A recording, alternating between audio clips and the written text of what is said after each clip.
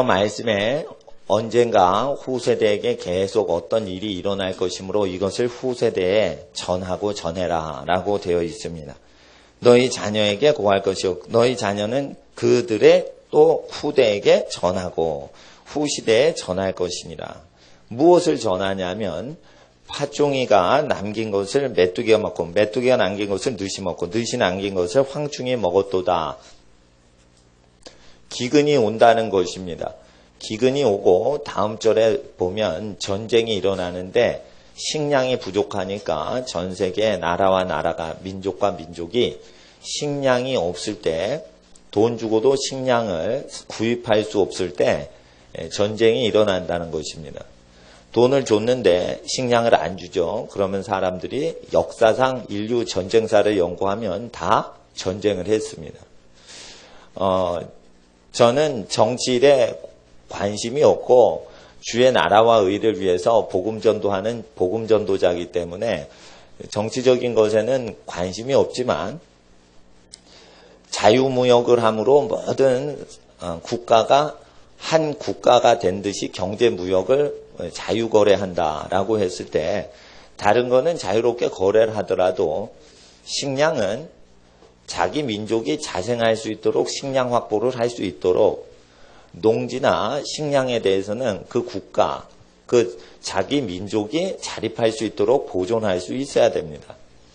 만약에 자동차를 우리는 팔고 쌀은 필요 없다 해가지고 미국 쌀만 계속 먹는데 미국 국방력이 우리나라 도와줄 게 아니고 나중에 철수할 거면 나중에 기근이 강하게 오면 땅을 갖고 있는 중국, 미국, 아르헨티나, 호주 이런 국가들은 자기네 영토 안에 있기 때문에 문제가 없지만 다른 국가들은 전자제품 팔고 식량을 거기서 얻어먹던 백성들은 그 식량이 나는 국가에 가서 그 총리 밑에 머리를 조아리고 식량을 구입해야만 되는 종속국이 되는 것입니다. 이것이 성경에 예언이 되어 있습니다.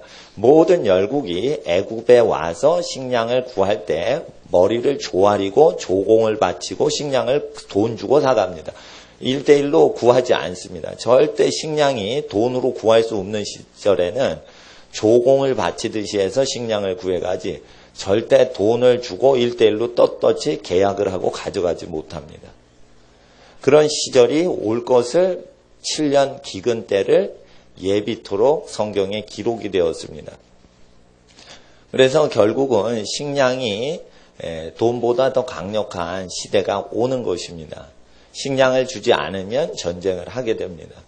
그래서 이 식량이 없어지는 때가 오는 것을 후대에게 계속 전하여라 라고 하나님 말씀에 전파하셨기 때문에 사람들이 나중에 식량이 없는데 옷을 주고라도 식량을 못 사고요. 집을 팔아서도 식량을 못 삽니다. 그래서 이제 옛날에 그 북한 비행기 이웅평 씨가 비행기 몰고 한번 내려온 날 제가 그날 어디 있었냐면 그 극장가 근처에서 있었는데요. 갑자기 차들이 안 다니고 뭐 이상하게 다 되는 거예요. 뭐 전쟁이 났다 뭐 이런 소리도 나고. 그러면서 이제 그 동네에 있는 슈퍼에서 먹을 걸 안 파는 일이 있었어요. 저는 집에서 멀리 떨어져 있었는데 하나님 앞에서 이 전쟁이 나면은 식료품 가게에서 물건을 팔질 않습니다. 식품을. 전쟁이 난 게 아닌데 전쟁이 난다는 어떤 경계 경보가 울려도 안 파는 분들이 있습니다. 연평도에 폭격이 시작됐을 때 연평도에 있는 슈퍼마켓에 있는 분들이요. 식량이나 라면을 많이 팔려고 이때다 이러질 않습니다. 그냥 감춰두고 셧다운 내려버립니다. 그런 가게들이 속출을 했었습니다. 전쟁은 아니더라도 무슨 재앙이 있으면 사람이 돈보다 식량을 먼저 챙깁니다. 그런데 전 세계의 식량이 부족해서 전쟁이 일어나는 시대가 온다라고 계속 후대에게 증거하여라. 성령 하나님께서 선지자 통해서 말씀하셨으니 우리는 계속 후대에 이러한 일들이 일어난다라는 것을 증거해야 됩니다. 그럴 때 회개하라라고 했습니다. 회개할 때 제사장은 회개를 해야 된다. 2장 13절에 너희는 옷을 찢지 말고 마음을 찢고 너희 하나님 여호와께로 돌아올지어다. 2장 13절에 하나님 앞에 회개를 해야 된다고 되어 있습니다. 회개의 근거는 무엇입니까? 구약 때 회개의 근거는 모세의 율법으로 회개를 해야 된다는 것입니다. 추석 때는 굉장히 중요한 계절입니다. 시기인데 온 일가 친척을 얼굴 한번 볼 수 있는 그렇게 좋은 시기입니다. 그래서 결혼식 때나 장례식이나 이렇게 슬픈 일이나 어려운 일, 기쁜 일, 즐거운 일이 일어날 때 신지들 모이지만 특별한 행사가 아니더라도 또 모이는 게 설날하고 추석 때인데 그 추석 때 많이 죄 짓는 것 중에 하나가 우상 앞에 절을 하는 것입니다. 우상 앞에 절을 하는 것은 하나님 앞에 땅의 기근을 가져오는 것이라, 땅의 전쟁을 가져오는 것이라 이렇게 예언이 되어 있습니다. 그래서 우리가 어떤 땅에 있는 어떤 존재한테 절하지 않는 것입니다. 그것은 왜 그러냐면 기근은 땅이 먹을 것을 내지 않는 것인데 땅에 어떤 우상을 숭배하고 거기에 절을 하면 기근이 온다라고 레위기 26장에 하나님이 인류하고 약속을 하셨기 때문입니다. 그런데 이 약속하신 것을 예수님 믿는 백성에게 예수님께서 구약 성경이 폐해지지 않았다라고 말씀하셨어요. 그래서 이 구약 성경을 그대로 인정을 하셨기 때문에 구약 성경에 전쟁이 어떻게 일어나고 어떻게 기근이 일어나고 라는 약속은 지금도 꼭 지키신다는 것입니다. 그래서 레위기 25장의 말씀을 지켜야 26장에 재앙이 내리지 않는데 25장에 여러 가지 재앙 언약을 어길 때 레위기 26장에 어떤 재앙들이 일어납니다. 그래서 우리가 추석을 지내거나 설날을 지낼 때 굉장히 조심해야 됩니다. 특별히 서초동에 있는 법원 관계자들이 얘기할 때 명절이 지나면은 특별히 이혼 소송이 많이 일어난대요. 그래서 명절 갈등 때문에 왜냐하면 친하지도 않은 친척들을 위해서 이렇게 음식 장만하고 밥상 장만할 때 싸움이 일어난대요. 그럴 때 이것이 왜 저주의 절기가 되었는가? 가장 이혼 소송이 무슨 명절 중에 제일 많이 쏟아지는 때가 설날하고 추석이라는 거예요. 그러니까 사람들이 굉장히 가족 연대가 무너져 있는 세대이기 때문에 핵가족 시대이기 때문에 그렇게 된다는 것입니다. 그래서 하나님께서는 내 친척을 사랑하라라기보다 살아계신 부모님이나 할아버지 할머니를 공경해서 그 부모 효도를 통해서 집안이 하나 되도록 하셨습니다. 절대 아들이나 손주가 있으면 교회에서는 그 어르신을 도와드리면 안 된다. 과부가 되신 어르신이 계시면 그 아들과 손주들이 효도를 하도록 인도해야지 교회에서 도와드리면 안 된다. 교회에서는 일가 친척이 도와드릴 수 있고 효도할 수 있는 사람이 하나도 없는 진짜 과부를 도와드려라. 디모데에게 그렇게 말씀하신 것이 성경이 되었습니다. 그래서 효도는 교회에서 단체가 하는 게 아니라 각 믿는 하나님의 자녀들이 행하는 것입니다. 효도를 행할 때 우리가 레위기 말씀을 이 시간 보면서 하나님 앞에서 이 명절을 앞두고 우리가 하나님의 나라에 대해서 잠깐 고찰을 하겠습니다. 26장 1절입니다. 레위기 26장 1절에 너희는 자기를 위하여 우상을 만들지 말지니 목상이나 주상을 세우지 말며 너희 땅에 조각한 석상을 세우고 그에게 경배하지 말라. 나는 너희 하나님 여호와임이니라. 너희는 나의 안식일을 지키며 나의 성소를 공경하라. 나는 여호와니라. 3절과 4절을 읽어주세요. 3, 4절 시작.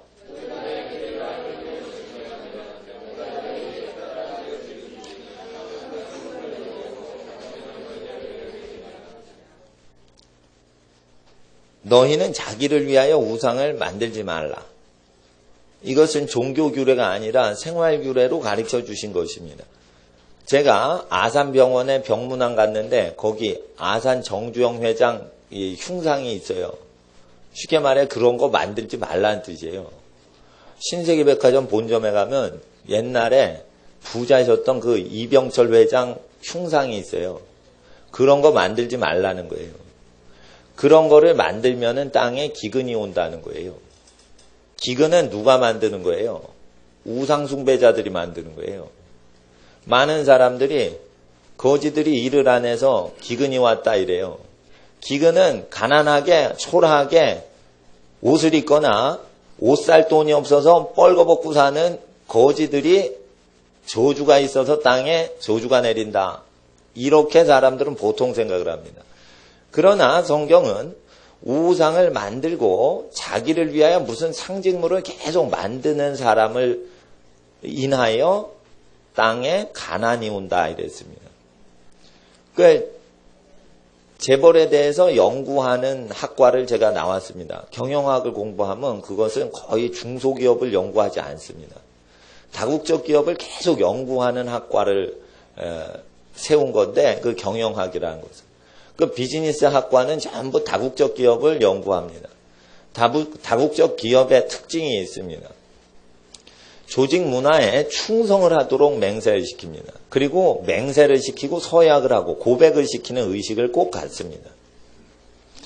주식 투자를 잘하는 워렌 버핏한테 주식 자문을 얻으려면은 셰익스피어의 무슨 표현이나 문학 표현을 고백하는 의식을 하고 나서 가르쳐 준답니다.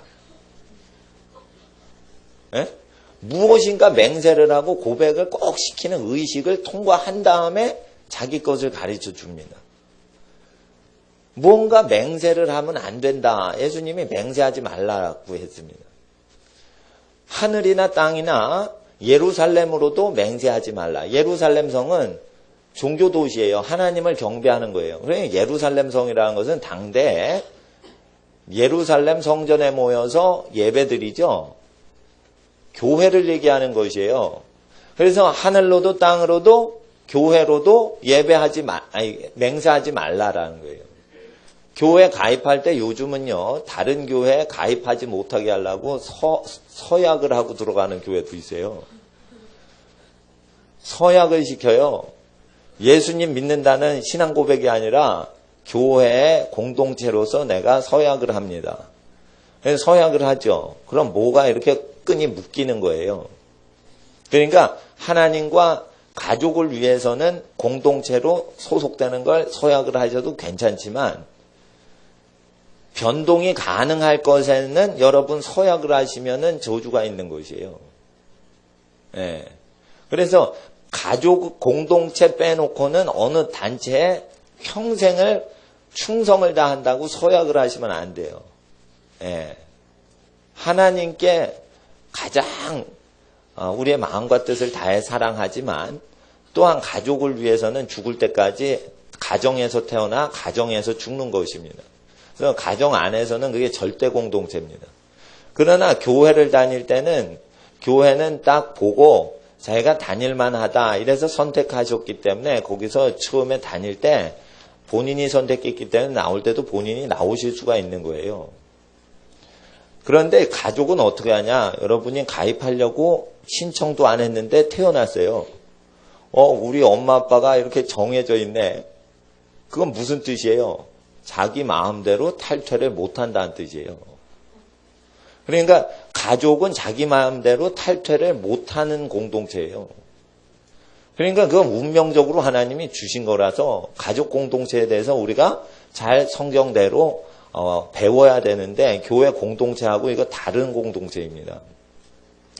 그래서 하나님께서는 집안이 잘 될 때 집안이 복의 근원이 돼서 그 집안 분이 2식구인지 3식구인지 4분인지 모르겠지만 또는 12분인지 대가족인지 모르겠지만 그 집안으로부터 복이 흘러서 만백성에게 넘쳐나도록 하셨어요. 그래서 집안을 온전히 잘 인도하지 못하면 교회를 인도할 수 없다. 왜 그러냐면 복은 집안으로 내리기 때문입니다. 근데 자기를 위하여 어떤 우상을 만들면 비가 내리지 않게 됩니다. 비가 4절에 내가 너희 비를 그 시후에 주리니 땅은 그 산물을 내고 밭의 수목은 열매를 맺을지라. 무하면요 3절에 나의 규례와 계명을 준행하면 비가 내리고 열매가 맺힌다 라고 했어요. 그러면 우상 숭배가 심해지면 질수록 회사 조직 문화와 교회 조직 문화에 충성을 다 바치는 식으로 사람을 억어하고 가족들 중심으로 이게 파괴가, 그러니까 가족 중심의 문화가 파괴돼서 가족끼리 서로 사랑하지 못하는 시대가 되면 이 저주가 내리는 겁니다. 그래서 제가 토요일은 교회 활동을 하지 마시라고 권면을 해드려요. 식구끼리만 지내시라는 거예요. 패밀리 데이예요. 그래서 토요일은 가족끼리만 계속 지내셔야 돼요. 그리고 미운정, 고운정 다 들고 그래서 아주 미운 털이 박힌 가족이라도 계속 미운 사람하고 있다 보면 적응이 돼서 미운지 잘 모르게 돼요. 한 12년만 계속 이렇게 그 사람하고 짝꿍해서 계속 지내다 보면 아우 미운 사람이 그냥 자기의 스탠다드 표준이 돼서 그 기준으로 살게 되죠. 입맛도 바뀌어요. 네. 제가요 결혼 전에는요 어린이들 좋아하는 것만 좋아했고 칼국수나 이렇게 뜨거운 걸 싫어했어요. 근데 결혼했는데 제 아내가 칼국수를 좋아해요. 계속 칼국수 먹다 보니까 칼국수가 좋아졌어요.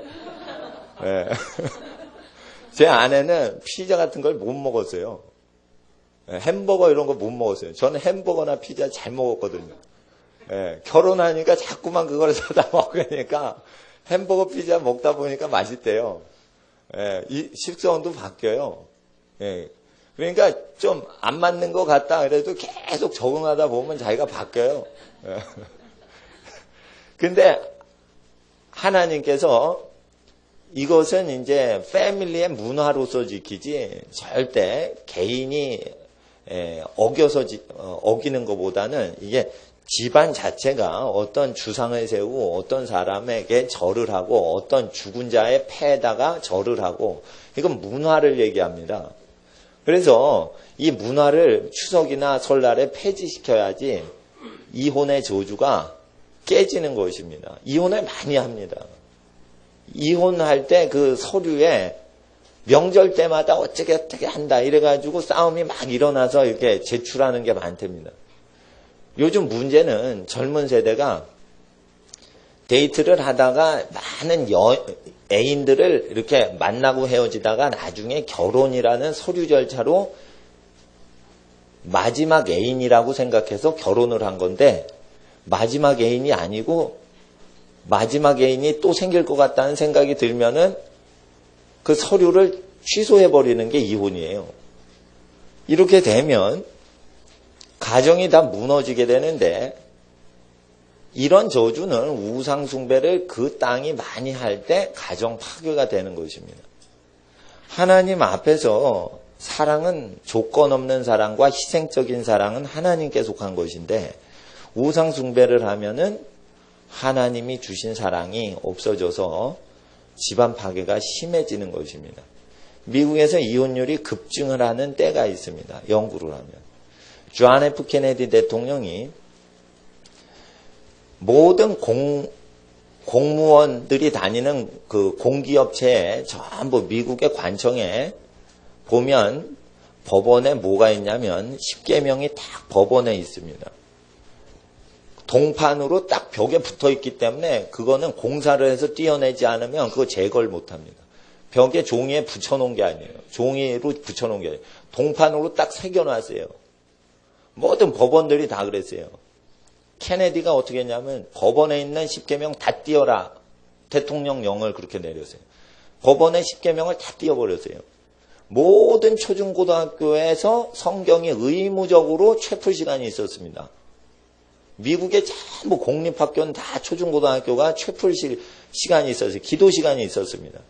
종교의 자유도 전부 채플 시간 의무화했던 거 성경 공부하는 시간 학교에서 다 없애라. 존 F 케네디 이후부터 이혼율이 증가하죠. 미국이 이혼을 안 하던 국가예요. 그러면서 히피 문화가 많아집니다. 60년대부터. 50년대는 히피 문화가 없어져요. 마귀가 나타나는 거예요. 사회에. 그러니까 음란하고 바람피는 대통령을 딱 하니까 그걸 다 없애는 거예요. 하나님 계명을. 무엇보다 사생활을 기준으로 사람이 자기 말을 하게 돼 있지 절대 공직자라고 옳은 말을 하는 게 아닙니다.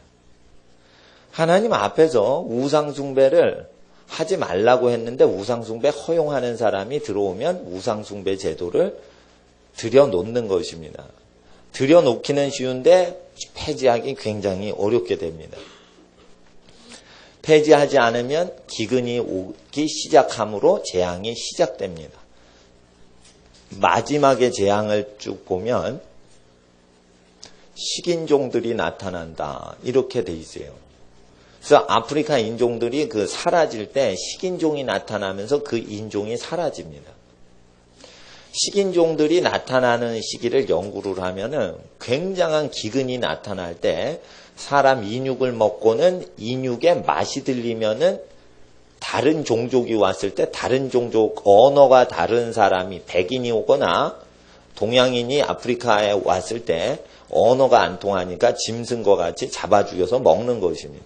그게 식인종이었습니다. 그래서 아프리카에 선교사 가셨던 그 선교사님들이 많이 식인종한테 죽임당하고 잡혀 먹이신 분이 많아요.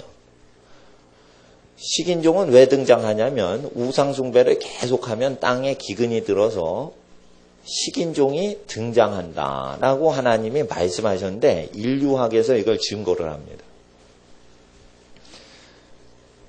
그래서 하나님 앞에서 26장 27절과 29절이 그것이에요.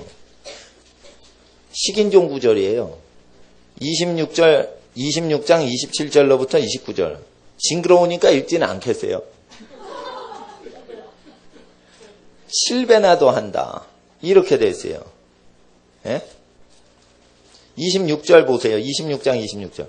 내가 너희 의뢰하는 양식을 끊을 때에 10 여인이 한 화덕에서 너희 떡을 구워 저울에 달아 주리니 너희가 먹어도 배부르지 아니하리라. 예. 그래서 하나님께서 재앙을 내리실 땐 7배를 내리시고 그래도 순종을 안 하고 회개치 않으면 그 땅의 재앙을 7배로 내리실 때 이게 자연재앙의 원리예요. 그래서 미국의 카타리나 허리케인이 칠 때 자연재앙이 왜 일어나는지에 대해서 설명을 안 합니다. 태풍은 와서 그냥 사람을 망하게만 하지 절대 사람이 왜 죽는지를 설명하지 않습니다. 그래서 하나님께서는 선지자를 통해서 기록을 하신 것이에요. 왜 재앙이 일어나는지를. 그런데 이것을 전파하라고 할 때 일부 기독교인들이 어느 책은 믿지 않고 어느 책만 믿으려고 해요.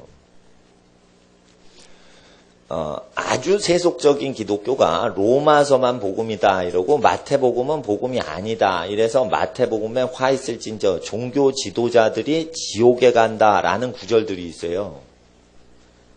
그런데 그거를 읽으면요 요즘 종교 지도자들 목회자나 신부나 교황에 대해서 얘기하시는 거예요. 그럴 때 그걸 그대로 믿으셔야 되는데 그대로 믿질 않게 되는 것은 가르치질 않기 때문이에요. 그래서 로마서만 진리고 마태복음은 현재 역사하지 않는 말씀으로 믿는 교회들이 상당수 있습니다. 그런데 약간 더 그래도 성경을 더 믿는 사람들이 어느 정도 성경을 믿냐면 신약 성경만 믿자. 마태복음도 믿어주자. 계시록까지 믿어주자. 근데 구약 성경은 이건 지나간 거고 율법이다, 폐했다 이렇게 가리킵니다. 그러면서 자연재해가 일어날 때 그것을 해석하는 능력을 상실하게 합니다. 기록된 말씀도 믿지 않으면 계시는 안 일어나는 거예요. 그러니까 기록된 말씀에 자연재앙이 일어날 때는 그 일어나게 하는 죄의 원인이 있다라고 얘기하셨어요. 기록된 레위기에. 그랬는데 이 기록된 내용을 믿질 않으면서 하나님께 계시를 받으려고 하는 사람들은 거짓 선지자다 이거예요. 선지자가 되는 길이 있어요. 기록된 것을 다 믿은 다음에야 기록되지 않은 신령한 신비한 것을 인도해 주시는 하나님의 은총을 받을 수가 있는 것이에요. 그래서 우리가 천재지변이 왜 일어나는지 나가서 전파하는 것에 대해서도 재앙이 일어나기 전에 미리 해야 되는 것입니다. 일본의 천재지변이 일어나는 것은 일본 사람이 결례를 행하고 무례하기 때문이 아니에요. 사람들이 일본 사람 만나면 그렇게 친절하대요. 사람한테 옆에 사람한테 피해를 안 주려고 애를 씁니다.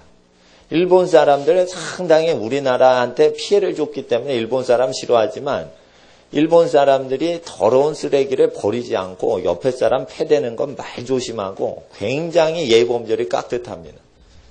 그리고 그것을 어기면은 생존할 수 없게 사회적으로 왕따를 시켜버립니다. 일본에서 살려면 그래서 철저히 남을 배려해야만 생존이 가능합니다.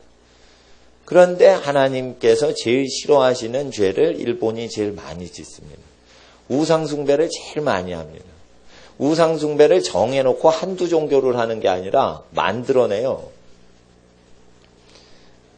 어떤 일본 가정이 있었어요. 인형들을 많이 한쪽 방에다 몰아놓고 인형에게 이름을 다 정해주고 그 이름을 받은 인형들을 신이라고 해서 신을 일본 사람 한 여자 가정부 되시는 분이 그걸 신을 창조를 해요. 그래서 이렇게 어느 하루는 어느 신을 한테 빌까 이래가지고 신을 선택을 해요. 인형 하나를 딱 잡아서. 그 막 이렇게 신한테 빌어요. 인형인데. 그리고 그 책상 위에 이렇게 그 제단을 만들어가지고 그 위에 올려놔요. 그 한 달을 빌어요. 뭐 갖고 빌어요? 돈을 잘 벌게 해달라고 그 인형신한테 계속 그걸 빌어요. 그러다가 돈이 안 벌리죠? 가게가 잘 안 되죠? 그럼 어떻게 하는 줄 알아요? 신을 세웠던 사람이 서랍을 딱 열고 신을 처벌해요. 집어넣어요. 이 신은 영빨이 안 통하나 보다 이러고 집어넣고 다른 인형을 취해가지고 다시 빌어요. 이런 것들을 굉장히 집안마다 많이 합니다. 일본에서. 그러니까 신을 창조도 하고 신을 세우고 신을 폐위도 시켜요. 이걸 계속 합니다. 무엇을 위해서? 비즈니스를 위해서 계속 하는 거예요. 결국은 뭐냐면 일만하게 뿌리가 돈 좋아하는 거예요. 하나님 앞에서 이런 재앙을 부르는 죄를 지으면 쓰나미나 지진이 계속 오는 것입니다. 그리고 그 땅이 폐지가 되는 경우가 끝에는 이루어집니다. 하나님 앞에서 이런 재앙들이 일어나는 것에 대해서 26장 14절을 보세요. 26장 14절. 26장 14절을 읽겠습니다. 시작. 그러나 너희가 내가 요청하지 않냐. 이 모든 명령을 준행치 아니하며 15절도 읽어주세요. 나의 규례를 멸시하며 마음에 나의 법도를 싫어하여 나의 모든 계명을 준행치 아니하며 나의 언약을 배반할진대 라고 하면서 16절에 병이 드는 현상이 있고 17절에 대적이 일어날 때 대적에게 패하는 현상이 일어나고 쫓는 자가 없어도 도망하는 불안감이 오고요. 18절에 너희가 그렇게 되어도 내게 청종치 아니하면 너희 죄를 인하여 내가 너희를 7배나 더 징치할지라 라고 하면서 20절에 너희 수고가 헛될지라 땅은 그 산물을 내지 아니하고 땅의 나무는 그 열매를 맺지 아니하리라. 이렇게 돼서 7배 단계로 이렇게 재앙이 세집니다. 자연 재앙은 이렇게 7배 단계로 세집니다. 그래서 1배, 2배, 3배, 4배 이러면 점점 재앙이 세지니까 준비를 할 수가 있고 적응을 할 수 있는데 7배가 세집니다. 근데 7배가 세졌는데 곱하기 7배로 다음번에 두 번째는 세져요.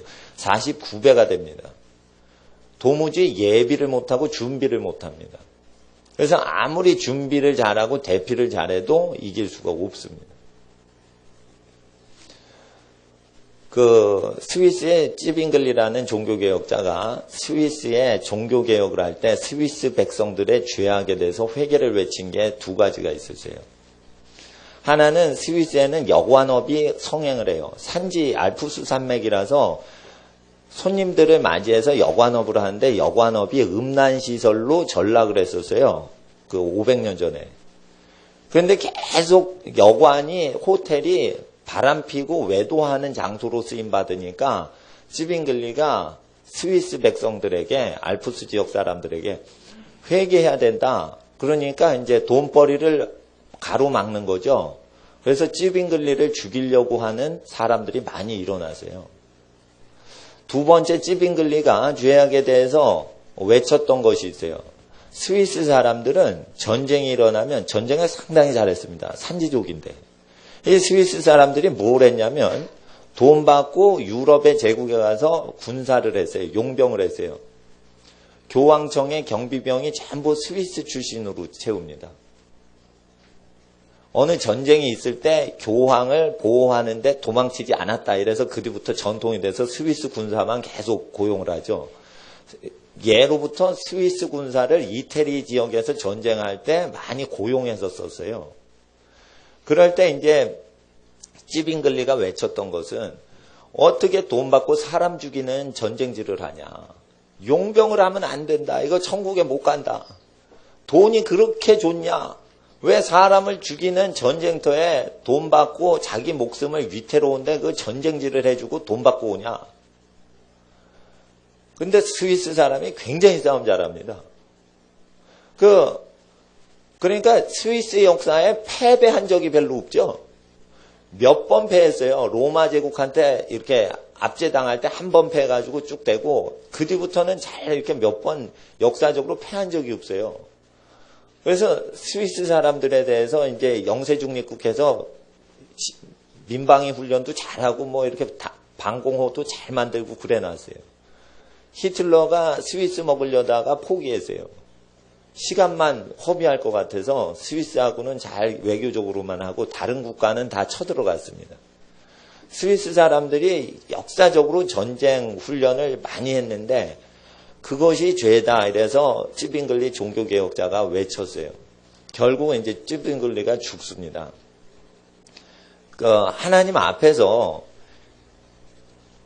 유럽이 어두워졌을 때 그 시대의 죄는 모세 때 죄와 유사성이 있고요. 현대 시대의 죄와 유사성이 있는 것입니다. 그래서 하나님 앞에서 월급을 주고 전쟁을 하는 것들에 대해서는 하나님께서 피 흘리는 죄이기 때문에 그 국가나 민족이 저주를 받을 수 있다라는 것입니다. 여기서 하나님께서는 하늘과 땅을 불러서 재앙이 내려온다라고 얘기하십니다. 이것을 예수 그리스도께서 증거를 하셨습니다. 25장을 한번 보세요. 이번에 이것이 아직도 이루어지기 때문에 우리가 이것을 공부하는 것입니다. 13절에 이 희년에는 너희가 각각 각기 기업으로 돌아갈지니라. 자, 23절을 읽어주세요. 23절, 25장 23절 시작.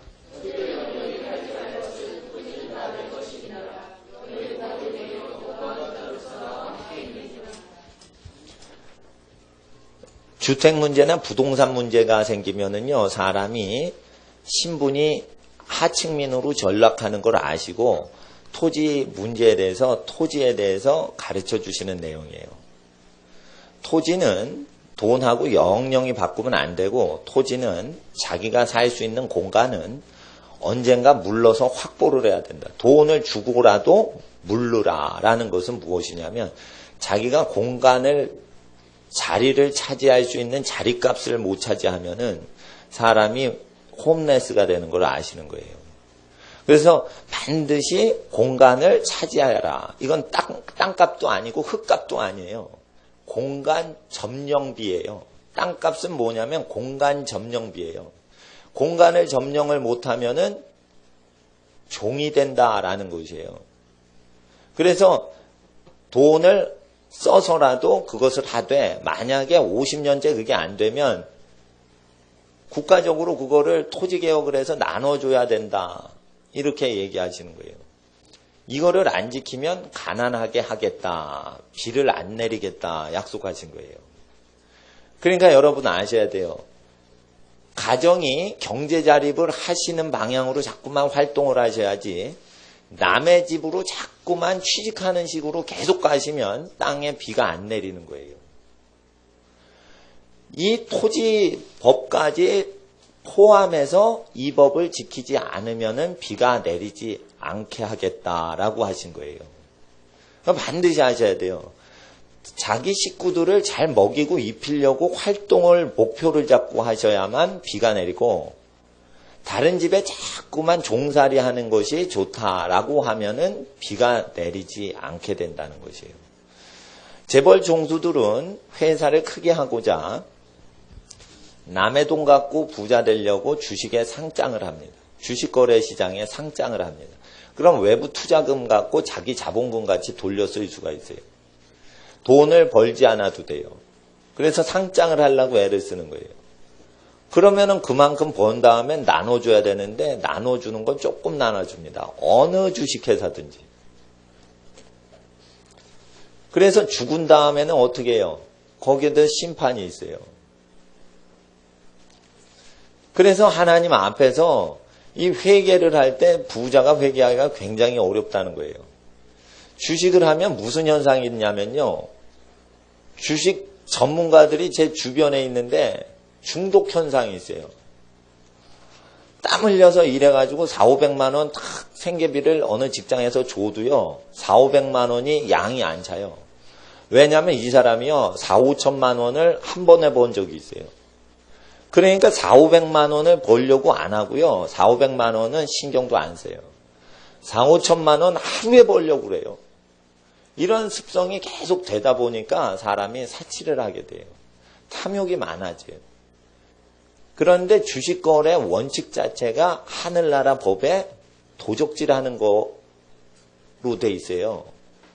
땀 흘리지 않으면 먹지도 말라 이랬어요. 근데 외부 자금으로 자기 자본금처럼 써요. 그래서 제가 말씀드리기는 대주주인 재벌들은 구원받기가 굉장히 어렵습니다. 교회 다니긴 굉장히 쉽습니다. 왜 그러냐면 요즘 교회는 부자만 되면은 헌금을 많이 내기 때문에 금방금방 교회에서 환영을 해줍니다. 헌금 액수가 많으니까 환영을 해줘요. 종교단체에서는. 특히 어디서 환영하냐면 고아원이나 양로원 같은 데는 헌금을 해주면 몇 천만 원 헌금하는 사람이랑 몇만 원 헌금하는 사람이랑 이거 얼마나 차이가 나겠어요. 종교단체들이나 복지재단들은 다 환영을 해요. 근데 하늘나라에서는 환영을 안 해요. 이걸 아셔야 돼요. 교회나 복지재단이나 가난한 사람 구제하는 구제소에서는 부자들을 다 환영해요, 지금. 그러나 하늘나라에서는 환영을 안 한다고 우리가 전파를 하셔야 돼요. 이걸 아셔야 돼요. 사람들이 교회에서 부자 되신 분들을 환영한다고 그래서 하늘나라에서 환영하는 줄 알아요. 그렇지는 않단 말이죠. 그래서 하나님 앞에서는 부자가 천국 가기가 어려운 것은 경제법 자체가 현대 자본주의 경제법하고 다르다는 것이에요. 토지를 영영히 팔지 말아라. 근데 가난해지면 누가 와서 그 사람을 도와주고 물러주냐. 그것은 친족이 와서 물러준다라는 것입니다. 39절을 보세요. 39절, 40절 시작.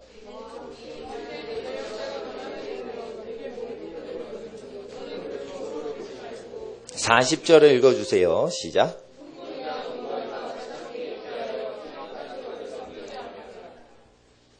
반드시 가난이 오면 누가 도와주라고 돼 있어요?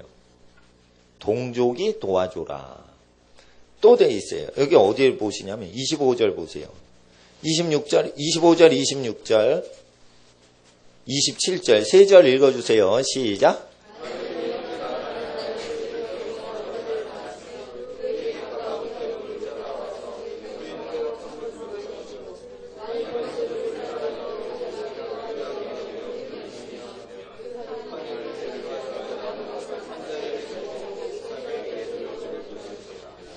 반드시 가난이 오면요. 비빌 언덕이 있어야지 가난해서 일어서는 거예요. 비빌 언덕의 이름이 친족이에요. 비빌 언덕이 동족이에요.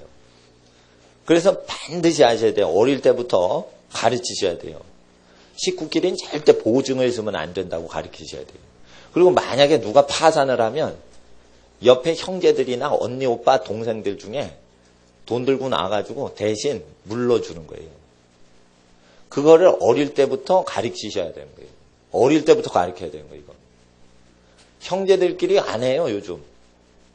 이걸 안 하면은 비를 안 내리겠다 이랬어요.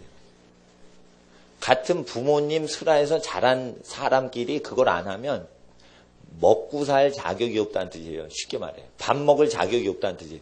그래서 비를 안 내리신대요. 근데 많은 사람이 26장 1절에 우상숭배 절만 비가 안 내리게 하는 절인가 보다 생각을 해요. 26장 1절이 아니라 25장, 24장 이거 다 얘기하는 거예요. 그러니까 아셔야 돼요. 추석이 왜 중요하냐면 친족들이 연합을 해서 주님 안에서 연합하도록 하려면 자꾸만 얼굴 보셔야 돼요. 그러니까 얼굴 보시고 어떻게 해야 돼요? 더불어 잘 살 수 있도록 자꾸만 이 관계를 돈독히 하셔야 돼요. 돈독히 하실 때 그냥 하시면 안 되고 레위기 25장에 딱 보고 26장 딱 읽고 복은 친족이 하나님 안에서 연합하면 하나님이 땅에 기근을 제거하시고 비를 내리시고 복을 주시고 강대케 하신다. 이거를 가리키시고 나누셔야 되는 거예요. 종교 활동으로 예수 믿는다 이러시면 안 되는 거예요. 경제 활동으로 예수 믿는 걸 보이셔서 집이 진짜로 잘 살게 되는 것을 체험시키는 거예요. 그리고 잘 살게 될 때는 잘 살지 마시고 친족한테 나누시는 거예요. 그러면 친족이 진짜로 예수 믿는다고 생각을 해요. 그러니까 잘 사는 것까지는 좋은데 잘 사는 걸 누리지 마시고 친족한테 그냥 나눠주시란 말이에요. 그걸 하셔야지 예수를 믿지 절대 세상에 공짜가 없습니다. 예수님도 피를 쏟으셔서 우리 구원을 이루어 주셨으면 우리도 뭔가 희생을 이루어서 하는 것이죠. 그래서 제가 각 집안마다 이것을 실행하려면 몇 가지 조건이 필요한데 믿음이 제일 강력하고 가장 희생적으로 살아가시는 분이 재정권을 집안마다 장악하셔야 돼요. 그래야 동생 집, 언니 집이 어려울 때 재산을 띄워줄 수 있죠. 탐심이 제일 많은 사람이 재정줄을 딱 쥐고 있으면 자기 친동생이나 친언니나 친오빠가 친형이 거지가 될 때 안 도와줄 수가 있어요. 그래서 이것을 반드시 지켜야지 기근을 제어할 수 있어요. 의인이 기도를 하며 3년 반 동안 비가 오지 않게 되고 다시 기도하며 다시 비가 내렸더라. 엘리야가 그렇게 기도했는데 이것은 선지자만 하는 게 아니라 우리도 엘리야와 같은 성정을 가진 사람이다. 그럼 뭐예요? 엘리야 몸속에는 죄성이 있다는 거예요. 죄성이 있는 아담의 후손인데도 하늘과 땅을 열고 묶을 수 있는 어떤 권세가 있었던 것은 엘리야는 살았을 때 뭐 했다는 거예요? 친족을 돈보다 더 사랑해서 이것을 실천했던 사람이에요. 잘 아셔야 돼요. 하늘에 비가 내리고 안 내리고 하는 결정적인 구절이 이게 26장 레위기인데 엘리야 선지자는 회개를 외치기 전에 이것을 다 실천하던 사람이에요. 실제 믿었어요. 그래서 성경에서 믿음이란 실제 이 구절들을 믿는 믿음을 얘기하는 건데 현대 기독교 학자들이 이론적으로 믿는 믿음으로 가르쳐요. 그게 아니라는 거죠. 그래서 친족들을 만날 때 가난한 친족들이 있고 부유한 친족들이 있어요.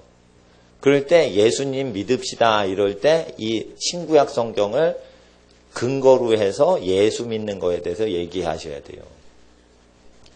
굉장히 즐거운 일이에요. 가족들이 어려울 때 자기 재산을 나누는 건 참 즐거운 일이에요. 단지 자기 배우자가 그걸 반대를 하면 피곤해져요. 안 그러겠어요? 친척들 앞에서는 잘하다가 집으로 돌아가면 막 짜증내고 그러면은 더 힘들죠. 더 힘들단 말이에요. 그러니까 어떻게 해요? 탐심을 버리도록 계속 말씀을 선포하고 들으셔야 된다 이거예요. 예. 탐심을 싹 죽이려면은 그거는 믿습니다 이러면 안 되고 고백하면 안 되고 계속 들으셔야 돼요. 그냥 들으셔야 돼 그냥. 불효자 있죠? 불효자 효자 되게 하는 방법이 있어요. 계속 말씀을 듣게 해서 쇠뇌를 시켜버리는 거예요. 그러면 불효자가 브레인 와쉬가 돼요. 김일성한테 미치는 사람도 쇠뇌가 돼서 미치는 거예요. 그러니까 하나님의 거룩하신 말씀으로 우리 자신을 쇠뇌시키는 거예요.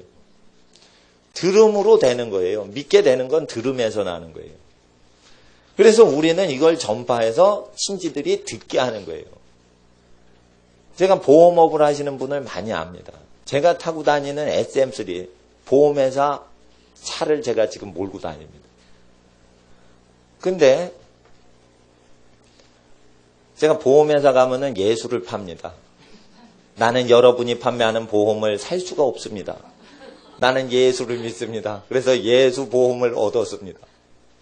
예. 그래서 이제 하나님께서 예수님께서 말씀하시기를 하나님 나라에 하나님이 기업이 되시고 하나님이 보험이 되시는데 하나님 나라에 하나님이 기업이 되시고 보험이 되실 때 하나님이 세우신 보험 지점들이 있어요. 그건 형제들이에요.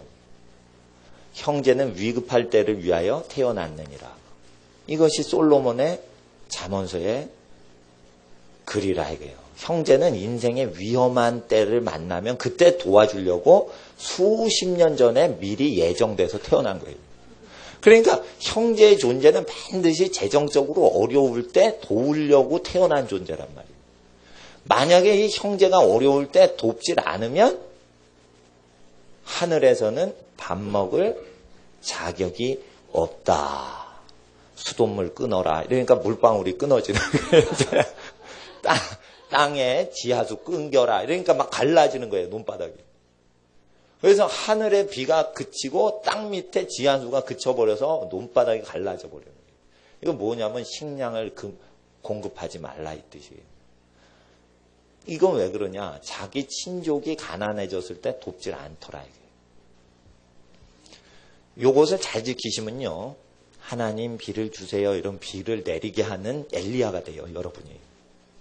그래서 엘리야는 그냥 되는 게 아니에요. 친족들이 가난할 때 자기가 몇백만 원, 1,000만 원, 뭐 이런 거 있을 때 길거리에 나앉게 생겼어요.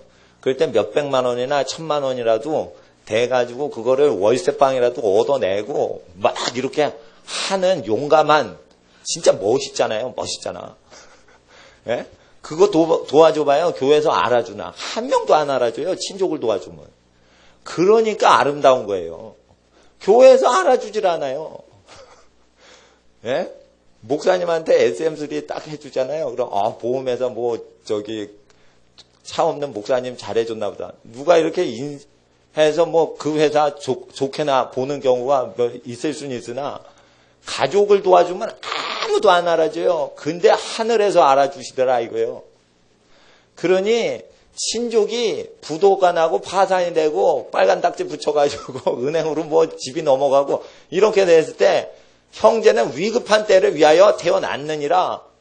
이래서 땅의 기근을 제거하는 의인이 땅에 태어나도록 예수는 이 말씀을 증거하셨고 세례 요한은 이 말씀에 어기고 사는 패역한 죄인들을 회개하라 외치면서 2벌 옷이 있으면 하나 나눠주고 하여튼 뭔가 남는 거 있으면 나눠줘라 이랬어요. 그거 하지 않으면 회개하지 않은 거다 이랬어요.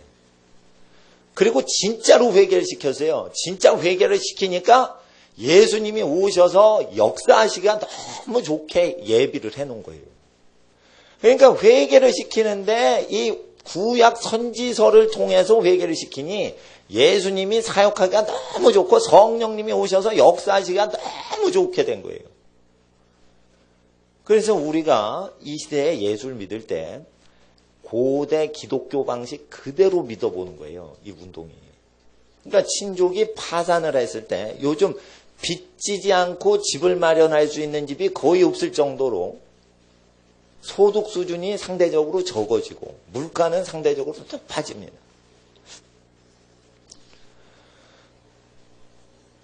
그래서 신문을 보면 반드시 가난해집니다. 신문 따라서 하면 뒷북치는 사람이라서 항상 가난합니다. 전세값 오른다 이래요. 신문에서. 그때 반응하면 벌써 가난해진 겁니다. 이거. 반드시 그렇습니다. 이거. 왜냐하면 언론을 통제하기 때문에 재벌이나 그 국가 권력층에서 이 정보를 풀어라 했을 때 언론을 딱 공개를 했을 때 그 정보가 전국에 풀어지는 거라 그때 알면 벌써 늦는 거예요. 그래서 신문을 보고서 이렇게 투자하는 분은 반드시 망하는 현상들이 따릅니다. 매일경제신문, 한국경제신문 이런 거 보고 자기 전 재산을 재테크를 하시는 분은 반드시 기는 자가 됩니다. 기는 자 위에는 뛰는 자가 있고 뛰는 자 위에는 나는 자가 있습니다. 반드시 그 사람이 투자하는 것보다 더 울거먹고 더 뺏어가는 사람이 꼭 생깁니다. 투자를 시켜가지고 어디서 얻어먹으려고 그거를 투자할 처소에 정보를 노출시키는 거예요. 그럼 미끼란 말이에요. 미끼. 내가 재벌이라도 광고 탁 잡고는 매일경제나 한국경제에 뭐 투자처 정보 탁탁 기자를 통해서 죽었네. 그러면은 전국에서 투자를 하죠. 그러면 사업을 일으킨 그 회사가 떼돈 버는 거예요. 그렇게 다 인간관계로 돌고 도는 거예요. 저는 이거 사심이 없이 얘기하는 거예요. 예. 그러니까 하나님 앞에서 친족이 가난할 때 자기의 재산을 들여 그 방 한 칸을 마련해 주고 또는 어려울 때 그걸 해주면 땅에 기근이 오지 않게 하리라 하셨어요. 이거를 안 하면 악인도 자기 식구들을 잘해주는데 악인만도 못한 거라 천국에 못 간다. 이렇게 돼 있으니 하나님 앞에 이 말씀이 얼마나 선합니까? 그러니까 예수님께서 헌금 들어오면은 복음 증거하시고 12제자랑 여행하시는 거 빼놓고는 다 가난한 사람 나눠주셨어요. 그 재고를 남기거나 이렇게 잔금을 남기질 않으신 이유가 이 율법을 완성하시려고 그러셨어요. 그러니까 우리가 예수님 제자가 돼서 이것을 행하는 것입니다. 유명한 부자가 있습니다. 아리마대 요셉이라는 부자가 있습니다. 그는 예수의 제자라. 마태복음에 빌라도에게 가서 예수의 시체를 내어달라. 담대하게 얘기하기 전에 성경은 그를 예수의 제자더라 이랬습니다. 그러나 아리마대 요셉, 부자 요셉이 자기 무덤에 예수님을 모시기 전에 예수의 제자더라, 의로운 사람이었더라. 이런 무슨 뜻이에요? 요걸 다 집행했던 부자예요. 근데 부자가 아리마대 요셉처럼 자기 친족을 위해서, 가난한 친족을 위해서 다 쓸 수 있는 부자가 많이 없고요. 부자가 되면요, 마음이 바뀌어요. 화장실 가기 전하고 갔다 온 후하고 다르듯이 하나님 앞에 가난할 때하고 부자할 때하고 달라요. 부자가 되면 재산을 친족한테 못 나눠줍니다. 그래서 가난할 때 자기가 서로 도와줬던 친족한테는 부자가 돼서도 나눠줄 수 있는데 가난할 때 돕질 못한 친족은 부자가 되면 더 못 도와줘요. 그러니까 반드시 가난한 시절부터 김치 한 폭이라도 뭘 주고받고 자꾸만 친족끼리 그러셔야 돼요. 그래서 제가 패밀리 데이라고 토요일은 절대 교회에 오지 마시라는 거예요. 이것을 계속 하셔야 돼요. 근데 교회에서는 교회 발전을 위해서 토요일날 다 가족끼리 패밀리 타임이 없으면 그러면은 주일은 교회 오죠. 토요일은 또 교회 봉사하느라고 준비하느라고 오죠. 그럼 어떻게 되겠어요? 가족끼리는 어떻게 만나요? 명절밖에 못 만나죠. 명절밖에 못 만나면은 명절 때 싸움박질 하는 거예요. 명절 때 싱크대 앞에 갖는 게 제일 마음이 편한 거예요. 할 일이 있는데 누가 나를 어디다 부려먹을 수가 없어. 싱크대에서 계속 설거지를 하면 할 일이 있기 때문에 부담이 없어. 근데 누가 싱크대 차지했지, 누가 뭐 사과 깎는 거 차지했지, 그럼 자기는 할 게 없어가지고 안절부절을 못해요.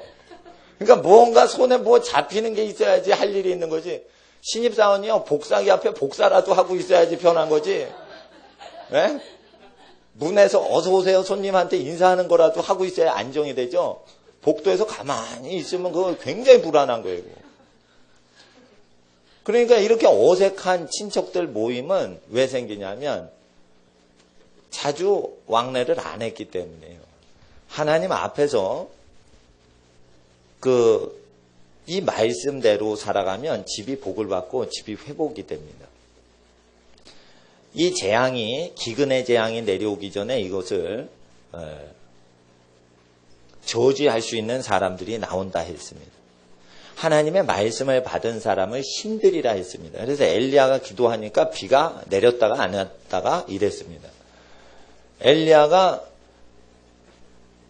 기도를 하니까 비가 안 내립니다. 아합이 이제 오랜만에 엘리야를 만납니다.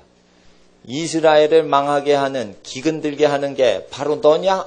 엘리야를 보고 그럽니다. 왜냐하면 엘리야가 기도를 했더니 3년 반 비가 안 내리는 거예요. 그러니까 엘리야가 말하기를 아합 임금에게 도리어 당신이 이스라엘 망하게 하는 사람이다. 당신이 우상 숭배를 해대니 비가 안 내리는 것이다. 자 보세요. 그래서 이 시대에 우상이 얼마나 많습니까? 종살이에서 해방시켜라 했습니다. 저는 하나님께서 영원히 취직하는 것을 원치 아니하시기 때문에 젊었을 때 6년만 취직하고 7년째는 자기 업을 하려고 6년 동안 배운 업을 활용해서 창업을 하든지 집안으로 자본력이 몰리도록 해야지 절대 50년 이상 타 기업체에 묶여 있으면 월급은 절대 물가 상승률만큼 주지를 않습니다. 야곱이 목동이 했는데 라반 아저씨가 임금을 삭슬 몇 번 변개했어요. 10번 이상 변개했어요. 그건 무엇이냐면 소학이 많아지면 그만큼 주겠다 했는데 물가 상승률 오르는 만큼 삭슬 줘요 안 줘요? 안 준다는 거예요. 그게 10차례예요. 10times 그래요. 그러면 어떻게 되냐? 친척들도 그러면은 친척이 아닌 사람은 임금을 100번이라도 바꾼다 이거예요. 신문에 놀라운 게 나왔어요. 앙케이트 조사를 했는데 현대 직장인들 중에 2명 중에 1명이 1년 내에 이직을 할 거를 지금 생각하고 있대요. 나는 10년 내에 직장 바꾼다. 이러면 이해가 되는데 1년 이내에 2명 중에 1명이 직장 바꿀 걸 생각하고 준비하면서 직장을 다닌대요. 그만큼 직장 다니는 게 어려운 거예요. 불안한 거예요. 국가에서는 최저임금 다 채우라고 그러죠. 회사에서는 줄 돈이 없죠. 그러니까 사람 숫자가 많아지면 잘라야 되죠. 종업원은 불안해지죠. 이렇게 되는 것이에요. 그래서 하나님의 말씀이 집안을 연합시켜서 집안끼리 하는 것으로 되어 있습니다. 그래서 저는 레위기법에 가난할 때 동족을 도와서 고용해서 가난해서 극복하게 하라 이랬기 때문에 어느 가게에서 조카를 고용하고 어느 가게에서 자기 동생 채용하고 이런 건 착한 일이라 봅니다. 그건 착한 일이에요. 하나님이 명령하신 거예요. 그런데 이제 공채로 들어온 외부 사람이 보면 이거 친족 경영 아니야? 이 주유소 친족 경영이네. 이 카센터 친족 경영이네. 그렇지 않습니다. 카센터를 설립하고 주유소를 설립한 것은 친족에게 극빈을 해방시키려고 하나님이 주신 기업입니다. 그래서 기업이 잘 되고 그러면은 믿지 않는 친족들 고용해가지고 예수 믿게 다 하셔요. 그래서 이걸 예수 믿는 삶을 보여줘야 되는 것입니다. 종교 활동으로 믿으시면 안 되고 경제 활동으로 예수를 믿으셔야 나중에 하나님 체험하는 집안이 됩니다. 하나님 앞에서 교회도 살아있는 신앙을 전파하기 위해서 반드시 이걸 실천을 해야 됩니다. 신용불량자가 많아지는 시대입니다. 왜 그럽니까? 빚이 없이는 아무것도 못하게 조이기 때문이에요. 재벌한테는 이자율이 1.5%인데 서민한테 4.5%를 받아요. 어떻게 수조 원을 가진 재벌한테는 1.5% 거저주는 거죠.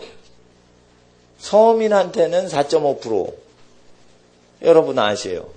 빚을 지면은 그만큼 어려워지는 거예요. 그래서 동족끼리는 빚을 빌려주되 이자를 받지 말라 하셨어요. 그러니까 무이자로 해줘라. 그러니 부모 공경해가지고 무이자로 융자해주면 금융기관 필요 없고 친족끼리 금융기관 역할하고 보험회사 따로 없고 친족끼리 보험업을 해주는 거예요. 그러니까 보험회사끼리는 절대 첫째 지방과 둘째 지방끼리는 보증 쓰시면 안 돼요. 왜? 무슨 파산이 있을 때 보험회사로 건져주려면 보증이라는 끈이 없어야 돼요. 예. 그래서 형제끼리는 보증 서달라고 해주지도 말고 보증 서주지도 말고. 그리고 형제끼리 언제 도와줘요? 망해. 빨리 망해. 그럼 그때 도와줄게.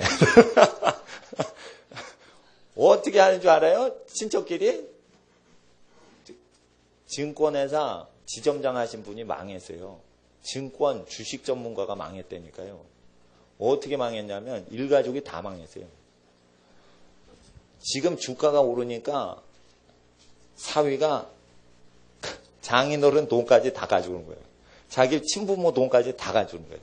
투자를 했어요. 10억을 투자해가지고 20억을 만들어주려고 폭락을 했어요. 부도가 나는데 양가 어르신 재산이 다 날아가는 거예요. 이게 금융 전문가들의 현상입니다. 창피해서 이게 언론에 나오질 않아서 그러지 금융 전문가들 때문에 박살나는 사람들이 얼마나 많은지 몰라요. 그러니까 어떻게 해요? 부자 된다 이럴 때 너 혼자 부자 돼. 너 혼자 부자 돼. 항상 그러셔야 돼. 너 혼자 부자 돼. 그리고 어려울 때 다 망해? 망하면 내가 도와줄게. 식구끼리는 그러셔야 돼요. 네. 반드시 이거를 정확히 하셔야 돼요. 부자가 된다 막 하죠. 탐심을 키워요, 그게. 탐심 때문에 망하는 것입니다. 그래서 하나님 앞에서 이것은 신앙생활인데 이것은 보통 경제생활이라고 잘못 아시는데 이게 신앙생활이에요. 신앙생활은 경제적인 측면으로 신앙이 있는지 없는지 보이는 겁니다. 경제적으로 돈으로 신앙을 측정합니다. 예수님이 믿음에 대해서 심판하실 때 평가하실 때 달란트, 무나, 드라크마, 렙돈 화폐 단위로만 믿음 생활에 대해서 결정을 하십니다. 이것은 무엇이냐면 철저하게 재정 경제 활동을 통해서 믿음이 있는지 없는지 판단하신다는 뜻입니다. 목회자는 무엇으로 믿음을 판정하십니까? 하나님이 설교하는 것으로 판단하지 아니하십니다. 마지막에는 레위인한테 하나님께 예물 맡기셨어요. 그럼 하나님께 바쳐진 예물을 하나님 뜻대로 알뜰하게 잘 썼냐? 잘 그걸 다스렸냐? 물질적인 걸로 성직자, 모든 전도자나 목자나 교사들도 전부 목사들도 그렇게 심판받는 겁니다.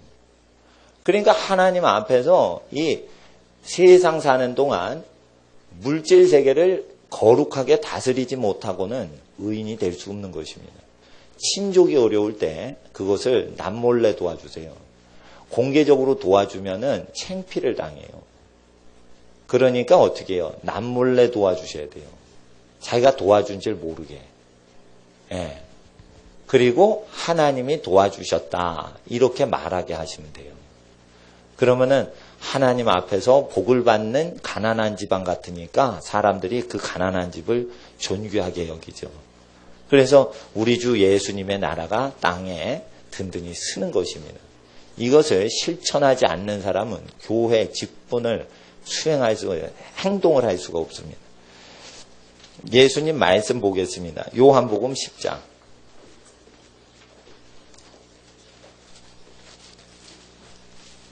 주일 오전에 설교를 최대한 줄여서 짧게 하려고 애를 씁니다.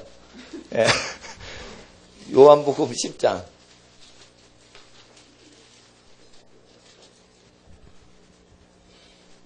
34절, 35절. 읽어주세요. 10장 34절 35절 시작.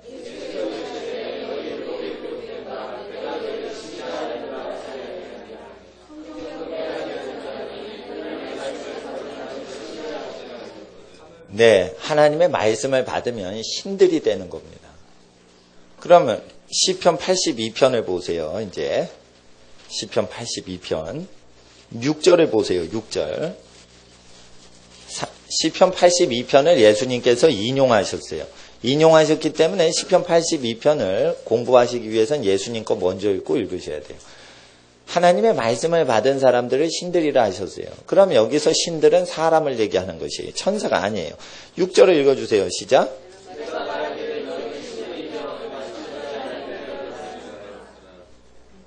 너희는 범인같이 죽으며 방백의 하나같이 엎드러지리로다. 그래서 여기서 천사가 아니라 이 신들은 하나님의 말씀을 받은 사람들을 지칭하고 있는 것입니다. 그러면 하나님의 말씀을 받으면 신들이 되는데 이 신들이 자빠지고 죽는 현상들이 왜 일어나냐라고 했을 때 1절에 보시면 하나님이 신들의 회 가운데 서시며 이렇게 돼 있어요. 하나님이 하나님의 회 가운데 서시며라고 했는데 하나님이 신들을 모아놓고 그 가운데서 재판을 하시는 거예요. 재판장들 중에서 재판하시대요. 판단하시대요. He gives judgment among the gods. 신들 사이에서 심판을 하나님 혼자 하신다. 이거예요. 하나님은 유일하신 하나님이죠. 한 분 하나님께서 신들, 곧 여기서 신들은 뭐예요? 하나님의 회 가운데 재판장들이라고 했는데 원래는 이게 신들로 돼 있어요. 그럼 어느 신들이란 거예요? 하나님의 말씀을 받아서 성령으로 충만했던 사람들을 심판하신다. 심판을 하는데 돈 문제에 다 걸리는 거예요. 2절을 보세요. 너희가 불공평한 판단을 하며 악인의 납보기를 언제까지 하려느냐. 3절을 읽어주세요. 시작.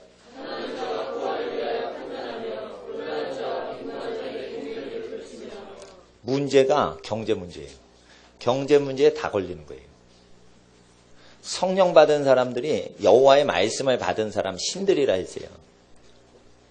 남미의 전도자들이 제일 좋아했던 부흥회 때 말씀이 있어요. 믿는 자에겐 이런 표적이 따르니 너희가 내 이름으로 귀신을 쫓아내면 병든 자에게 손을 얹으면 나으리라. 이래가지고 남미 부흥운동이 마가복음 16장 17절 암송만 하면은 그 암송하면은 그 은사가 와요. 그 딴 거는 몰라. 딴 건 모르겠는데 하여튼 그 구절 하나만 아르헨티나랑 브라질 사람들이 그걸 외우고 있으면요. 그 능력이 와요. 어느 정도 오냐면요. 담배를 피고 있는 사람인데도 그 구절을 그 아멘 이러면은 귀신이 나간다니까. 골초인데 골초 치유가 되질 않은 상태에서 다른 병자를 먼저 치유해요. 그러니까 성령님이 얼마나 환자를 불쌍히 여기시면 골초에 기도를 들으시고 환자를 고치시고 골초는 니코틴 중독은 고치지 않으셔요. 이런 현상이 일어나요. 니코틴 중독자가 기도를 하니까 암병 환자가 고쳐지는데 니코틴 중독이 고쳐지지는 않고 암병 환자만 고쳐지는 거예요. 이런 증세들이 이제 남미에 일어나니까 대단한 기운이 일어났어요. 성령의 부흥이. 포클랜드 전쟁에서 영국한테 패하자마자 아주 아르헨티나가 우울증에 빠져요. 국가가. 전쟁에서 지니까. 그 뒤부터 이제 부흥이 시작돼요. 심령이 가난해졌어요. 아르헨티나 사람들 굉장히 이제 그 자만하거든요. 자랑 많이 하고 막 뽐내고 이런 문화예요. 근데 이제 막 그 민족 자존심이 구겨진 거죠. 국가 자존심이. 그때 성령이 이제 그 나라 사람들을 회개시키시는데 그런 역사가 일어났어요. 이런 엄청난 남미 사람들한테 신적인 능력이 내려도 심판받을 때 가난한 자, 궁핍한 자에게 공의를 베풀질 않았다. 그게 뭐, 공의는 무엇이에요? 도적질 했어요. 그러니까 가난해졌어요. 그러니까 불쌍하다. 도적질한 사람. 이게 아니에요. 공의를 베푼다는 것은요. 3절에 율법을 얘기하는 거예요. 어떻게 하면 가난해지고 어떻게 하면 부자가 된다라는 것을 선포를 안 하고 성령 역사만 한 거예요. 귀신 쫓고 병만 고친 거예요. 그리고 저주가 어떻게 내리고 가난의 저주가 어떻게 내리는지는 경제 공의에 대해서 가르치질 않은 거예요. 경제 공의에 대해서 전혀 안 가르친 거예요. 그러니까 자기 식구 친동생이 신용불량자가 됐어도 네가 거지가 됐지 나는 잘 산다 이러면서 별장 사는 사람. 예? 별장 사는 사람이에요. 재벌 조카가 죽었다며요. 신용불량자 돼서. 얼마 전에 재벌 총수 조카가 죽었잖아요. 신용불량자 돼서. 모르는 거예요. 자기 조카가 신용불량자가 돼서 자살했는지도 모르는 거예요. 예? 예. 자살하고 나서 안 거지. 그러니까 창피하니까 장례식에도 안 가는 거예요. 못 가는 거예요.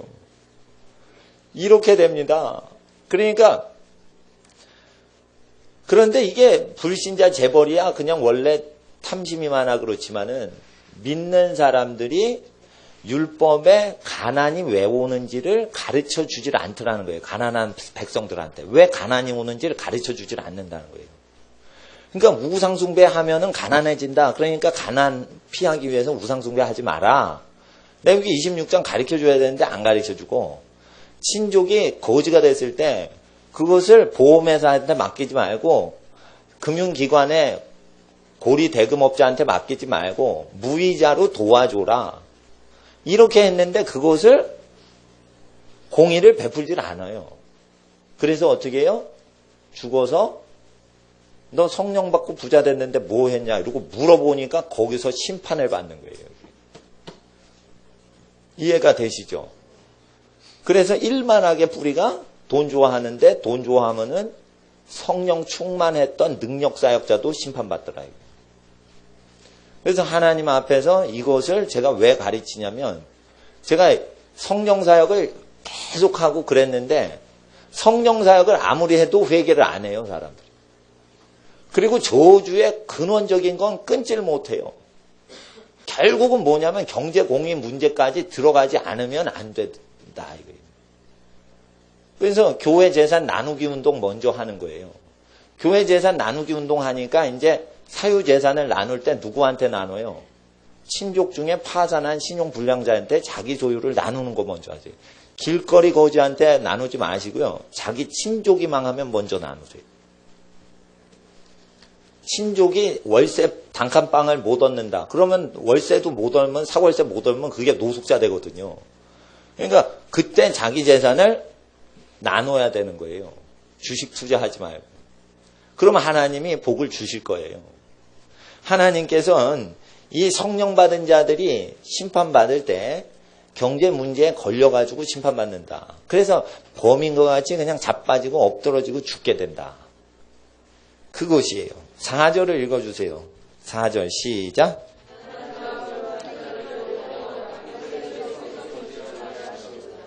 공의를 가르쳐주고 그리고 악한 자의 손에서 구원해라. 가난한 자를. 누구부터 구원하라고 돼 있어요? 레위기에 친족부터 구원하라고 돼 있어요. 근데 많은 사람들이 문자대로 말씀을 순종 안 하고 교인부터 건지려고 해요. 순서가 그게 아니라 이게요. 순서가 그게 아니라 이게 교회 분들을 건지는 게 아니에요. 예? 교회에서 가난하신 분을 건지는 게 아니에요. 자기 혈육 중에 가난한 사람을 건지는 거예요. 자기 혈육을 건지고 나서 그 다음에 영적인 혈육인 예수 피로 형제된 사람을 그 다음에 도와주는 거지. 자기 혈육 중에 불신자라도 일단 혈육이기 때문에 내가 혈육으로 정했어요. 태어나고 보니까 혈육이에요. 태어나고 보니까 혈육이요. 이건 뭐냐면 운명적으로 도와주라고 하나님이 태어날 때 정해서 태어나게 해주신 관계예요. 그럼 이건 실천 조건 무조건 잘해줘야 되는 의무가 있는 거예요. 혈육은. 그래서 도적놈도 혈육은 끼고 돌잖아요. 근데 도적놈도 악인도 좋은 것을 줄 줄 알거든. 하나님을 믿는다는 백성이 자기 혈족에게 이것을 행치 아니하면 의가 아니다. 그래서 예수를 믿을 때 의롭다라는 것은 혈족이 망하게 될 때 도와주는 걸 얘기하는 것이에요. 결국 이 예수의 신앙을 믿으면 인생에서 남는 돈 하나도 없게 된다라는 것입니다. 예수를 제대로 믿으면 인생에 남아서 굴러다니는 돈이 하나도 없게 되고 다 요긴한 돈이 된다 이거예요.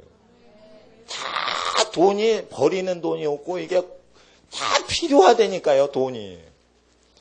그래서 사치할 돈이 사실상 있어도 없어지게 된다 이거예요.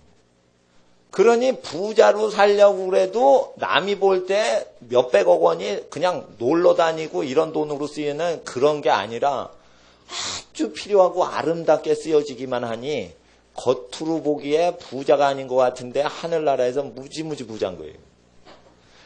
그래서 이 율법을 완성하시더라 이거예요. 예수를 믿으면 율법을 완성하시더라 라는 뜻입니다.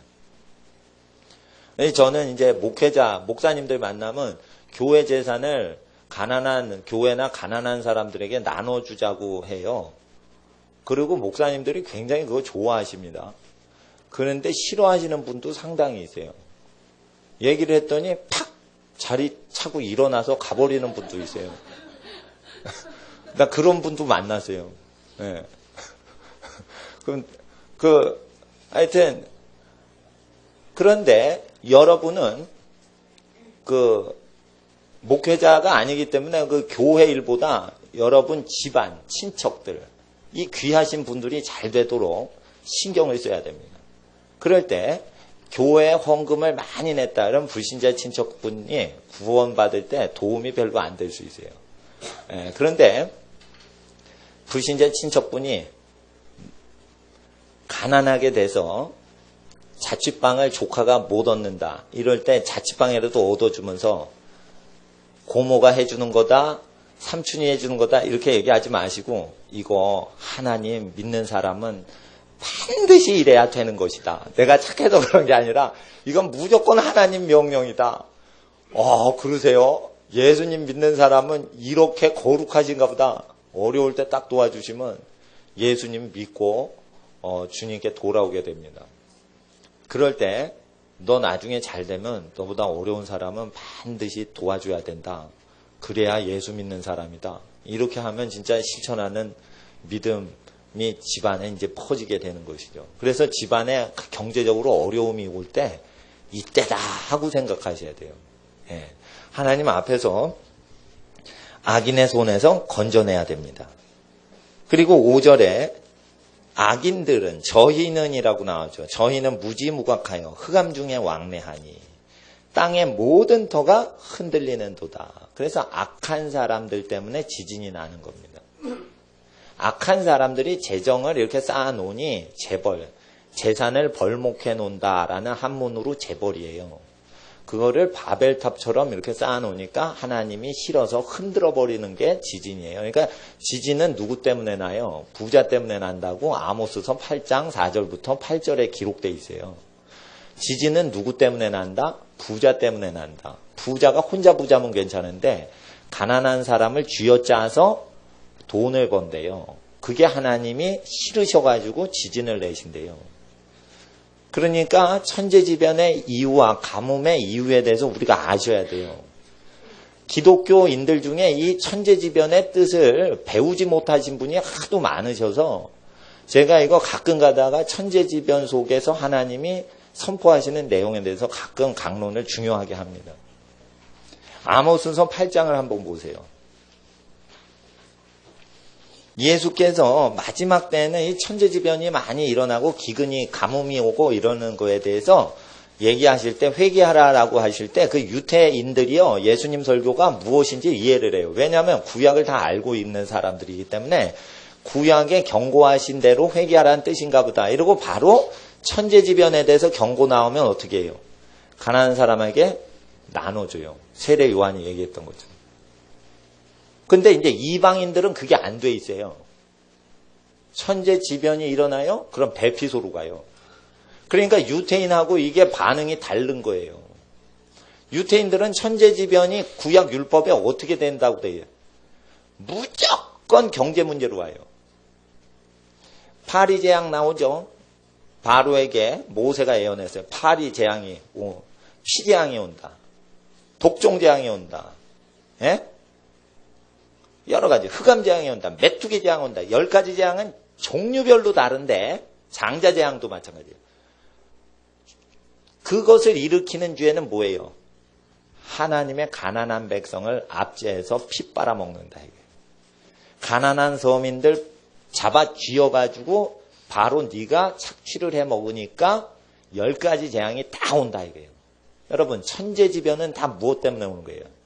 신구약 성경을 다 연구를 하면 전부 경제 문제예요. 이거를 굉장히 강조하시는 거예요. 이 시대의 모든 문제 중에 하나가 교회가 자기 재산을 키우는 거예요. 교회가 자기 재산을 몇백억씩 현찰을 불리려고 교회를 운영해요. 그 나눠주냐? 못 나눠주게 제도를 만들어요. 당회를 12명으로 구성해서 만들죠. 당회원을 극빈자 도와주는 사람이 아니라 재벌 총수들과 같이 부자들과 교수와 변호사와 의사와 또 수입이 좀 되는 사람들을 세워요. 그럼 돈을 좋아하게 돼 있어요. 돈 좋아하는 사람이 헌금 자기 돈도 안 쓰는데 하나님 돈을 어디다 쓰는 걸 신중히 해요, 안 해요? 신중히 하죠. 모이는 속도는 1년에 10억씩 모여요. 나누어주는 속도가 1000만 원도 못 나는. 어디 쓸지 모르는 사람들이 고급 계층들이 고소득층들이 장로가 되기 때문에. 그래서 반드시 하셔야 돼요. 장로가 되려면 예수님처럼 밑바닥 인생들을 도와주는 사람이 장로가 되는 거지.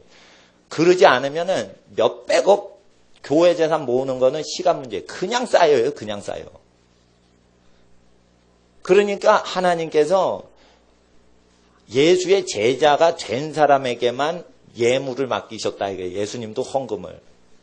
11제자가 착했는데 한 제자가 타락을 했어요. 가로주다. 그건 뭐냐면 예수님이 검사를 안 하신 거예요. 왜 검사를 안 해요? 가난한 사람 계속 나눠주는 거 바쁜데 누가 감사를 하고 검사를 하고 있어요. 그러니까 딴 애들은 착한데 가롯유다한테 귀신 들어가고 마귀 생각 들어갔는데 그걸 체크를 하지 않는 거예요. 스데반이 아주 성령 충만한데 그걸 참 착한 일을 했어요. 니골라가 나쁜 짓을 했다 이거예요. 이와 같이 성직자들에게 심판이 크게 임할 때는 재정을 통해서 심판이 임하는데 천벌이 내려요. 교회의 구조적인 죄악은 탐욕이 있는 주식 투자하는 사람들이 장로가 되고 주식 투자해서 장로가 쉽게 되려고 하고 부자가 쉽게 되려고 하는 사람을 목회자들이 좋아하는 가짜 목사들이 있다는 거예요. 그럼 이걸 회개시켜야 된다 이거예요. 그러니까 시대가 어떻게 됐냐면 회개치 않는 사역자를 회개시키는 사역자도 필요한 시대가 됐어요. 세상 사람 회개시키는 시대가 아니라 지금은 교회에서 뭐 사역을 한다, 난다, 긴다 하는 사람들도 돈이 없으면 사역을 못하니까 돈에 대해서 욕심이 없도록 회개시키는 사역자가 또 나와야 되는 시대가 돼버렸어요. 아주 피곤한 시대가 된 거예요. 여러분 아셔야 돼요. 천재 집안은 모두 다 경제 문제로 일어납니다. 아모스서 이제 8장에 가시겠습니다.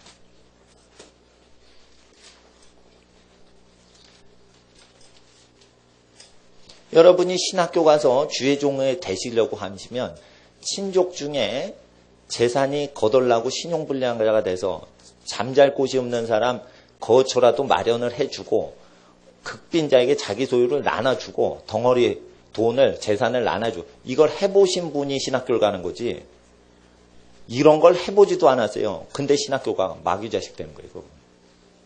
자기 재산을 친족 중에 가난한 사람에게 나누지도 않은 사람이 신학교를 가요. 그럼 예수님이 너의 소유를 가난한 자에게 나눠주고 나를 따르라 했는데 명령을 불복종하면서 예수 일을 돕겠다는 거예요. 그게 마귀자식 나오는 거예요.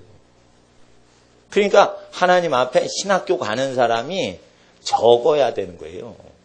그러니까 이거를 추석 때 딱 전파를 하시는 거지. 8장 4절에 보세요. 8장 4절 보기 전에 8절을 읽어주세요. 시작.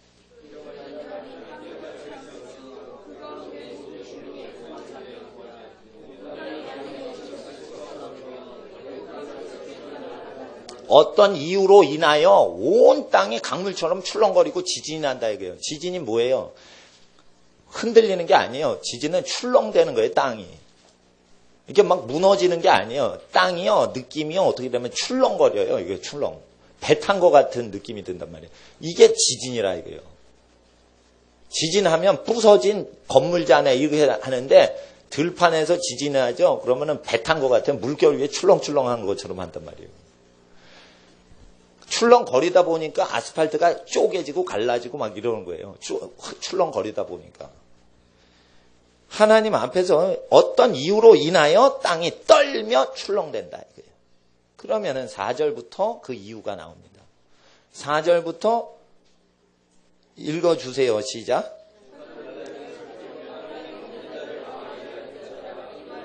예. 그러면서 가난한 자들을 망하게 하는 부자들이 나올 때 지진은 난다 이랬어요. 그래서 이것을 하나님은 성취하시기 때문에 회개를 하지 않으면 지진이 오는 것이에요. 그런데 교회가 회개를 안 해요.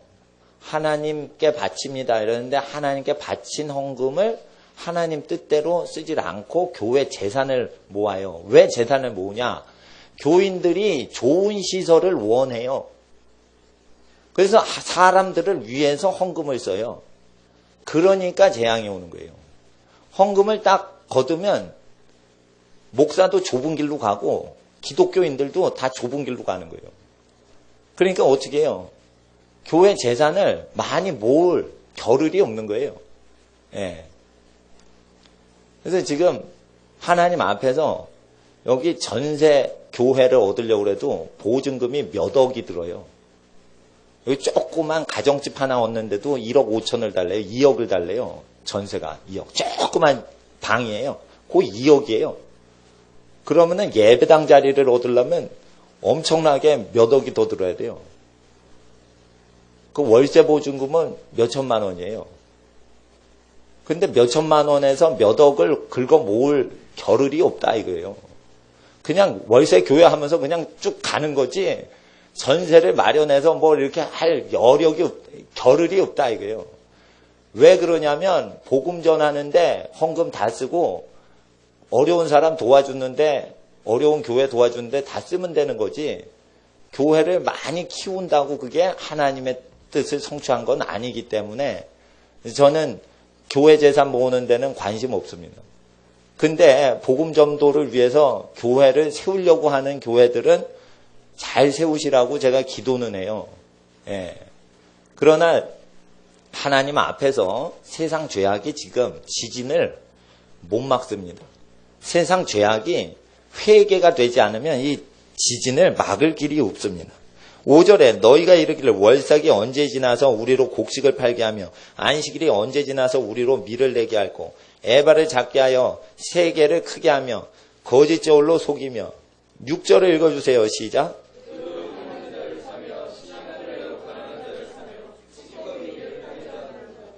이건 뭐냐면 가난한 사람들을 이용해서 무언가 계속 거래하는 거죠.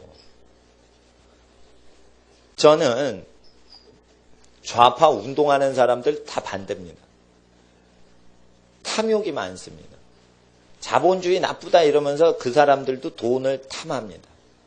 탐심이 있으면 공산주의자들, 사회주의자들 다 악한 마귀 자식 되는 겁니다. 그러나 좌파 이론 중에 성경적인 내용이 있어요.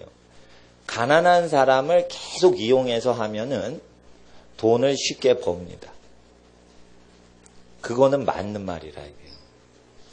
부자는 가난한 계층이 있어야지 큰 돈을 계속 벌 수 있고 싫으면 그만둬라. 얼마든지 싼 임금으로 사람 구할 수 있다. 이런 식으로 돼서 왕노릇하고 종살이 시킬 수 있는 사회구조가 정착이 되는 것입니다. 이런 거에 대해서 하나님은 슬퍼하시고 그래서 신연법을 말씀하셨는데 사랑하는 가족들이 기업을 다스리게 돼야 사람은 쉼을 얻는다라는 것입니다. 그래서 하나님께서는 가족들에게 쉼을 얻도록 하시기 위해서 안식년과 희년을 주셨으니 하나님이 그래서 상속을 허용하시는 거예요. 상속을 왜 허용하시냐면 상속을 허용해서 집안 식구 대대로 안식처를 마련하려고 상속을 허용하신 거예요. 상속은 부자 되게 하려는 게 아니에요. 상속해 준 거는 팔지 마세요. 후손을 위해 계속 안식 보금자리로 마련해 주세요. 그리고 희년이 돼서도 그게 회복이 안 되면 강제로 그것을 국가가 회복시켜 주라는 뜻이에요. 그건 정치인들이 해야 되는 거예요. 그러나 정치인들이 희년 제도를 50년 만에 사회, 가정, 경제 자립을 이루어주지 않더라도 우리 스스로 이것을 해나가는 것입니다. 그래서 하나님 앞에서 사도행전에서는 정치인들 의존하지 않고 믿는 사람들이 가난한 친인척이나 가난한 형제들한테 어려움을 극복하도록 도와줍니다. 이것을 교회 행사로 합니까? 개인적으로 합니까? 다 개인적으로 하지 교회 행사로 하지 않습니다. 그래서 교회 행사로는 기도하는 데 힘썼지 누가 가난한 사람 도와주는 데 힘썼냐 이게. 예. 그래서 하나님 앞에서 기도하는 데 힘쓰고 복음을 전파해서 이 말씀이 들려지게 하도록 힘쓰는 거지 기도와 말씀에만 교회는 힘쓰는 거지 가난한 사람 돕는 건 각 가정이 알아서 하는 것입니다. 예. 그래서 하나님 앞에서 우리가 이 법을 통하여 하나님의 나라가 이루어지도록 힘써야겠습니다. 우리가 한 절을 더 보겠습니다. 마태복음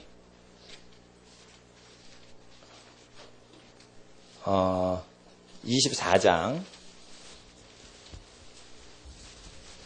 7절